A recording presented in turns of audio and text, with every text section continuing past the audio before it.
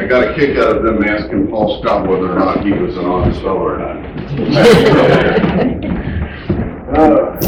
First, I want to say thank you to everyone here. A lot of you reached out to me early on when my dad passed away about a month and a half ago. It was a difficult time, and I will tell you, pulling him off of life support, many of you had reached out to me through text messaging, Facebook messages, and it was humbling. And I want to thank you. It meant a lot to us and our family. You've kind of taken us in here. This will be the fifth year that my family has been here, the fifth Christmas we'll be celebrating in Rutherford County. So with that said, I want to tell you that I have officially run for sheriff here. Let me get my glasses on so I can see this. Everyone, my name is Theodoropoulos, but please call me Theo. Most people can't pronounce my last name, so that's okay. I'm pleased to announce my candidacy for Sheriff of Rutherford County. The announcement comes with a heartfelt passion to see this county brought to a complete state of transparency and accountability and effectiveness. This county currently has one of the highest crime rates in the state, eroding the quality of life in our community, and I am very committed to turning the tide and making this a safer place. Now, I didn't come here with just empty hands or lack of training or background. So those of you who don't know me, I'm a retired state trooper out of Florida, worked there for 12 and a half years. After 9/11, I wanted to serve a higher cause after those terrorists took our buildings down. And I applied and became a Federal Air Marshal. These guys are going to be passing around some documentation now that'll give you more details for the sake of time, so you can read through it and see exactly what I did and how I did it. But after joining the Highway Patrol in 1989 and 2002, I became a Federal Air Marshal, working with the Department of Homeland Security, both international missions, and focusing on deterring, detecting, and defeating terrorism. And that led me all around the world in the United States. These other forms, where is Casey at? Casey's going to be handing you out some numbers through the North Carolina State Bureau of Investigation. So I don't want to just talk idly about our crime problem. I want to back you with numbers that come from the state. And so what I want you to look at when Casey passes you these numbers around is how little movement that has been taking place in actually eroding our community. We're talking a big game here and how great we're doing, but the truth of the matter is we're not going anywhere. We're not gaining anything or any place. And this isn't a direct attack on our current sheriff. In fact, many of you love the sheriff. I have no issues with him at all. Think he's very personal, so please don't take it that I am trying to attack his character or his personality. I am not. We're talking about job performance and the public safety, and that concerns me more than anything. So we'll stick to that because that's the professional thing to do. I don't like taking cheap shots, and I don't do those types of things. So we'll be right up front with the facts and the figures. There are several places that you can go to find information that I've looked up and I've researched. Homefacts.com is one place. There's another place called crimegrade.org. You will have the state numbers here that we're passing out to see where we're at with the crime rate. But it's interesting, some of the facts and figures that I have found are this. According to crimegrade.com, we have a crime that is committed in Rutherford County roughly every 2 hours and 45 minutes. I bet most of you didn't know that, but looking into these numbers, that's a fact. When you look at the rate of violent crime in Rutherford County, it is 5.02 per 1,000 residents during a standard year. We are also falling behind other counties, and that is important to know because crime usually will follow where it's weaker, where we're weaker at. So let me give you some information. Polk County gets a grade of a B.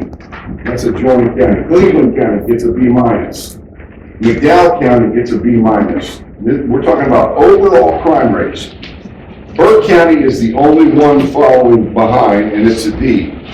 Rutherford County is getting a D+ right now, according to that. Now that's stuff that people are looking in general. When they come here to move into our neighborhoods, people look on the internet. They are trying to figure out where to go, where it's safe. They've got families they want to raise. This information is detrimental. And I know from my experience being a state trooper working in Miami, where drug crime is prevalent, criminals like to go where there's less problems. And I can tell you, sitting at my own pool out in Golden Valley, at a certain intersection at any given time, looking through my binoculars, I can tell you the cars that come there on a regular basis doing the drug deals. I can tell you that they do it out in the open. I haven't patrolled the roads since 2002 as a state police officer, as I went over to the Federal Air Marshal Service. I can find these places almost immediately here. They're under attack.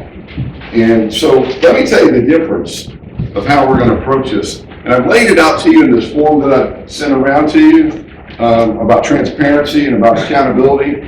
People would say to me, they say, Theo, if you make the sheriff here, what kind of person would you be? Let me read you something that a lieutenant that I work for, who now is with the FBI for about 15 years, he's a special agent in charge. He wrote this about me. He said, I've had the good fortune to work with and supervise Trooper Theodoropoulus for nearly 6 years. Trooper Theodoropoulus possesses a skill set which would make him a good fit for the above mentioned position. That was Federal Air Marshal. He is an exceptionally aggressive officer who practices first-class judgment. He consistently leads his peers in arrest. Notably, he accomplishes this without generating citizens' complaints. Folks, there is a different way to do this. You can be an aggressive officer, be a professional officer, and you can get to the root of the cause and you can solve the problems without generating hate and discontent in the public. But something has to change. The numbers that I have here, I brought a whole container full of information ready for your review. Don't take it from me. I want you to go to these websites. I want you to look at the information. I want you to verify what I'm telling you. This is very transparent. I want you to see it. Some of you have come to me and told me the problems that you're having. You know, and another county in Nashville, they're no longer responding to a lot of calls there. And I will tell you that here in our county, we're having similar problems. Department in Nashville no longer respond to crimes including theft under $1,000, where there's no suspect, vehicle break-ins, minimal damage reports, graffiti, and on. They list about 10 different things. We're having that same issue here. Our sheriff's office is not responding to all the calls. Let me give you an example. I had signs here that were vandalized. Never saw a deputy, even though I made 3 calls. We've got a neighbor across the street owns a small campground. His entire solar system that powers some of the recreational stuff, solar chargers, batteries, wires, panels, stuff that costs a lot of money. Nobody came. It's all done by the phone. And I just got to tell you, as a taxpayer, that makes me frustrated. It ought to make you frustrated. We're paying for services, and you should be able to have somebody respond. My approach is different. And we've heard a lot of these this information that came across to us in regards to the interdiction team. You've probably heard about that, and some of the mishaps and some of the things that have been characterized or in our local papers and in our some of our blogs. I don't know what the problem is. I really don't know. But I do know the problem here is drugs. So day one of being here as your sheriff, I'm elected as your sheriff, here's what I would do. No more interdiction team. We're done with it. We'll reformulate it, we'll reconfigure it, we'll make it felony teams. I want to concentrate on the drugs in this community.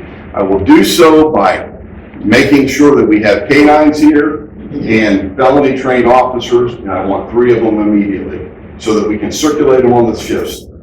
Folks, the drugs are traveling in the automobiles.